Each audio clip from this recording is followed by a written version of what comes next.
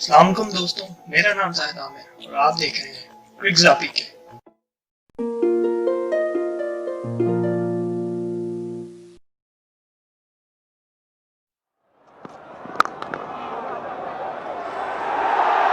That's a lovely drive, check shot, check drive. That'll.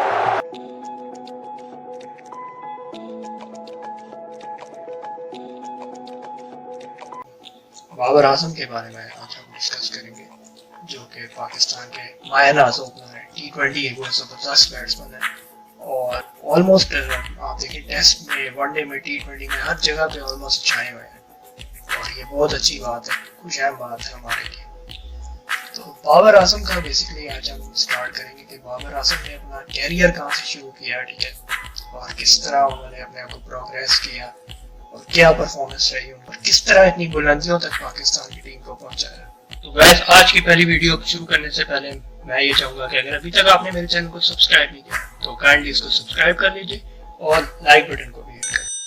2015 में बाबर आजम ने अपने कैरियर का आगाज किया और वनडे स्क्वाड में शामिल कर लिया गया इनको अगेंस्ट जिम्बाब्वे।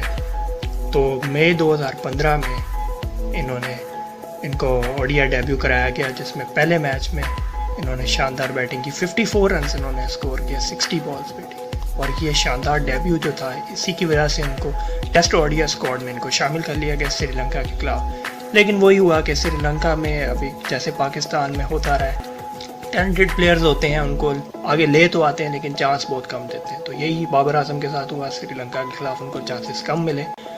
और फिर जब ओडीआई सीरीज़ आई दोबारा जिम्बाब्वे के खिलाफ, वहाँ पे इन्होंने 2 मैचेस खेले वनडे इंटरनेशनल के, और उन 2 में जो थे ना अच्छा परफॉर्म किया, लेकिन उस हिसाब से परफॉर्म नहीं कर पाए कि जो रिक्वायर्ड स्टैंडर्ड था पीसीबी का। तो 37 रन सिर्फ 2 मैचों में कर पाया, लेकिन बाय द वे ये सीरीज़ पाकिस्तान जीत गया 2-1 से। लेकिन वनडे स्क्वाड में रिटेन कर लिया गया था। होम सीरीज़ थी इनकी इंग्लैंड के खिलाफ पाकिस्तान की, जो कि दुबई में हुई थी, क्योंकि उस वक्त पाकिस्तान के हालात इस वक्त इतने बेहतर नहीं थे कि यहाँ क्रिकेट हो सकती।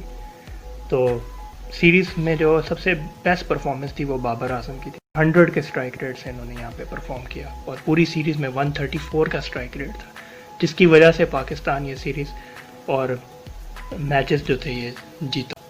तो अब 2016 में पाकिस्तान ने टूर किया न्यूजीलैंड का, जहाँ पे मोहम्मद आमिर का भी शानदार कमबैक हुआ। पे बाबर आजम ने शानदार परफॉर्मेंस की, 62 रन बनाए 72 बॉल्स पे। तो पहला मैच तो पाकिस्तान ऑब्वियसली हार गया और बाबर आजम ने अच्छा खेला इसमें, लेकिन दूसरा मैच जो था अनफॉर्चुनेटली बारिश की वजह से, अमीज़ राजा और बड़े बाजिद खान और शेन मॉन वगैरह बड़े क्रिकेटिंग एक्सपर्ट्स ने जो थी बाबर आजम की बड़ी तारीफ़ की सीरीज़ में, और आगे फ्यूचर में उनको देखना की ख्वाहिश की। और ये बाबर आजम की सबसे ज़बरदस्त इनिंग्स थी, जिसमें लीडिंग रन स्कोरर के रह चुके पाकिस्तान की तरफ से 72.50 एवरेज इनिंग। उसके बाद पाकिस्तान इंग्लैंड जब गया तो बाबर आजम को चांस दिए गए, 5 मैचों में लगातार बैटिंग दी गई, लेकिन सिर्फ 122 रन यहाँ पे स्कोर कर पाए, जो कि पाकिस्तान के लिए थोड़ा था। पाकिस्तान ये सीरीज़ भी हार गया, लेकिन आयरलैंड के खिलाफ 2 मैच हुए पाकिस्तान के, इसमें बाबर आजम 29 रन बनाए। सक्सेसफुल वनडे कैरियर के बाद T20 में अब आते हैं बाबर आजम।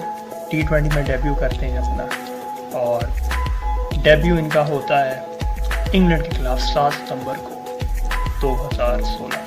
अच्छी बैटिंग की वजह से इनका कैमियो जो था ये पाकिस्तान को सीरीज जिता गया। उसके बाद बाबर आजम उभरते हैं और वेस्ट इंडीज़ के खिलाफ उनको सीरीज़ में खिलाया जाता है। 3 वनडे होते हैं और यहाँ शानदार परफॉर्मेंस करते हैं वो। 3 कंसेक्यूटिव वनडे में 3 कंसेक्यूटिव सेंचुरी दागते हैं और बहुत ज़बरदस्त बैटिंग करते हैं।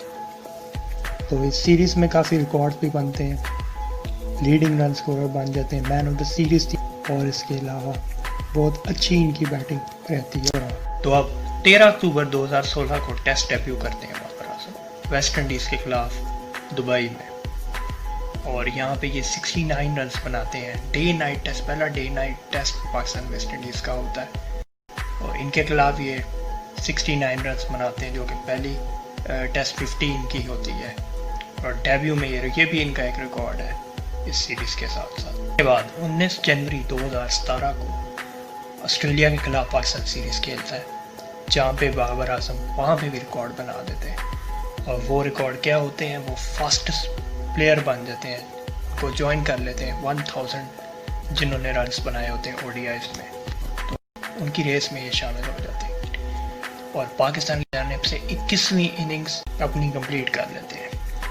सेकंड सेंचुरी के रिकॉर्ड है कि एवर स्कोर्ड बाय अ पाकिस्तानी, तो वो सेकंड सेंचुरी इनकी होती है। उसके साथ साथ ये पहली बार टॉप 10 रैंकिंग में आ जाते हैं, इंटरनेशनल रैंकिंग में वनडे की, तो ये बहुत बड़ा एहसास पाकिस्तान के लिए, जिसकी वजह से इनको विराट कोहली से भी तशबीह दी जाती है। अब अजहर अली की बुरी कप्तानी की वजह से सितंबर में ही बाबर आजम को सरफराज अहमद के साथ वाइस कैप्टन बना दिया जाता है, जो कि इनके लिए एक बड़ी अचीवमेंट है।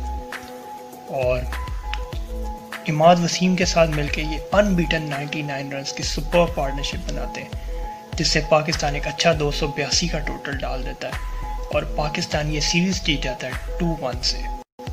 और फिर चैंपियंस ट्रॉफी 2017 में बाबर आजम का बड़ा इंपॉर्टेंट रोल होता है बैटिंग में। 46 रन बनाते हैं 52 बॉल पे, जो कि बड़ी क्रूशियल इनिंग्स उस वक्त होती है एक अच्छा स्कोर बिल्ड करने में। पाकिस्तान में मैच में 180 रन और पहली बार चैंपियंस ट्रॉफी का चैंपियन बन जाता है। उसके बाद फिर आगे राइज करते रहते हैं बाबर आजम और 189 रन्स के लीडिंग स्कोरर होते हैं 3 मैच की, जो T20 सीरीज वर्ल्ड 11 से पाकिस्तान खेलता है, कज़ाफी स्टेडियम लाहौर में उनको बुलाता है और उसको पाकिस्तान 2-1 से सीरीज हरा देता है। और फिर श्रीलंका की सीरीज आती है, वहाँ फ्लॉप होते हैं। उसके बाद फिर आगे न्यूजीलैंड में बुरी तरह फ्लॉप होते हैं। 5 मैच की सीरीज वनडे की पाकिस्तान को वाइट वॉश होता है। श्रीलंका में एक बात मैं बताना भूल गया, वनडे सीरीज में शानदार कमबैक करते हैं ये और 2 मैचों में सेंचुरियां दाग देते हैं, नंबर 1 पे रैंकिंग में आ जाते हैं।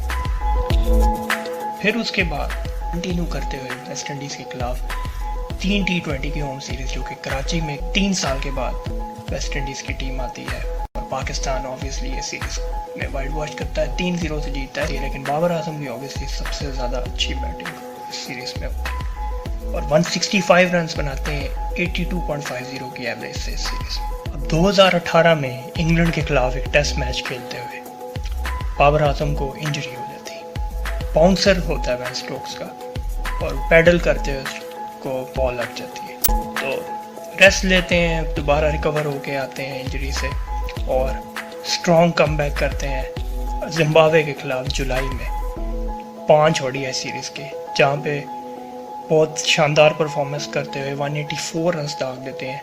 184 की ही एवरेज है 4 इनिंग्स में, 76 गेंदों पे 106 रन बनाते हैं फाइनल वनडे में। और ऑब्वियसली पाकिस्तान यहाँ पे वाइट वॉश करता है जिम्बाब्वे को 5-0 से। यही परफॉर्मेंस बाबर आजम को 2018 के एशिया कप में ले जाती है। इन एशिया कप पाकिस्तान और बाबर आजम के लिए ड्रॉना ख्वाब साबित होता है, क्योंकि उनकी performance up to the mark नहीं होती। इसमें सिर्फ 156 रन बनाते हैं ये 31.20 के एवरेज से 5 मैचों में। और फिर 2018 के नवंबर में एक और टेस्ट होता है न्यूजीलैंड के खिलाफ, जिसमें बाबर आजम अपनी पहली सेंचुरी टेस्ट की दाग देते हैं। ये अच्छा परफॉर्म करते हैं। वर्ल्ड कप से पहले इंग्लैंड की सीरीज होती है, यहाँ बाबर आजम अच्छा खेलते हैं। 5 वनडे मैचेस होते हैं और 1 T20 होता है और 277 रन बनाते हैं, 1 सेंचुरी और 2 हाफ सेंचुरीज की मदद से वर्ल्ड कप की टीम में जाने से पहले। तो ये इनका बड़ा अच्छा शानदार कम।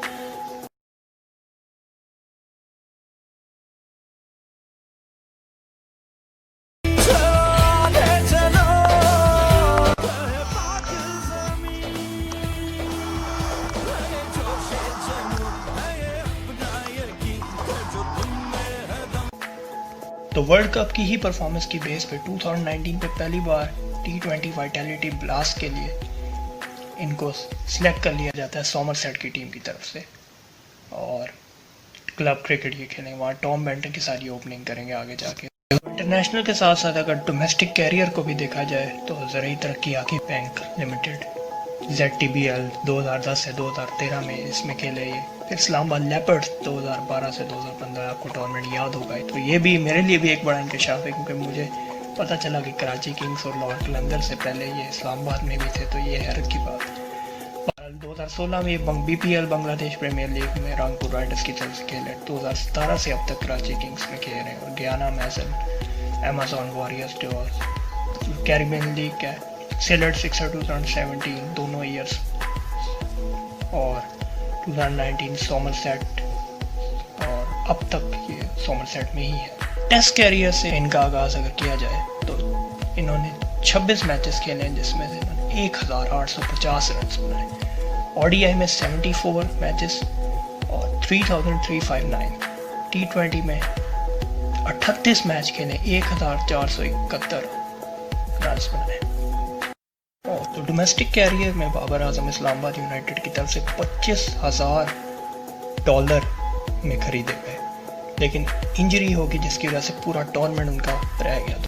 2016 में अच्छा खेले और लाहौर कलंदर की टीम में आ गए, तो वहाँ पे इतना खास परफॉर्म कर नहीं पाए। तो 2017 में कराची किंग्स में आए और अब तक ये हैं। और पिछले सीजन में शानदार बैटिंग इन्होंने 335 रन कराची किंग्स की जानिब से बनाए, और 2020 के सीज़न में भी अभी इनको रिटेन कर लिया। इस बार ऐसा वाइस कैप्टन बनाया गया। और एक और मज़े की बात, सरफराज अहमद बहुत अच्छा खेल रहे थे, लेकिन उनकी वर्ल्ड कप परफॉर्मेंस की बेस पर उनको वनडे की बजाय T20 की टीम से कैप्टन हटा दिया गया और बाबर आजम को अब पाकिस्तान का कैप्टन बना दिया गया है, जो कि बड़ी उनके लिए एक अचीवमेंट की बात है।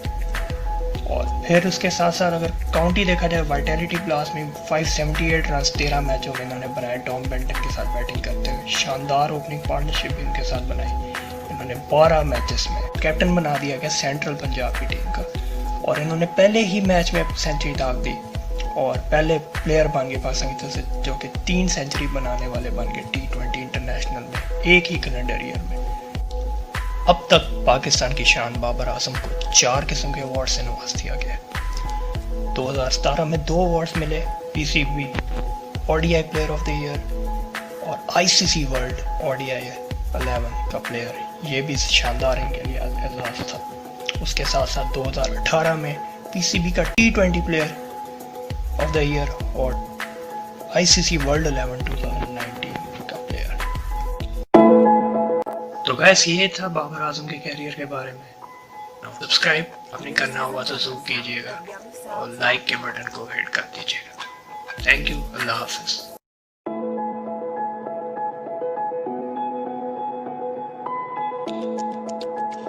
YummySounds.com layout track.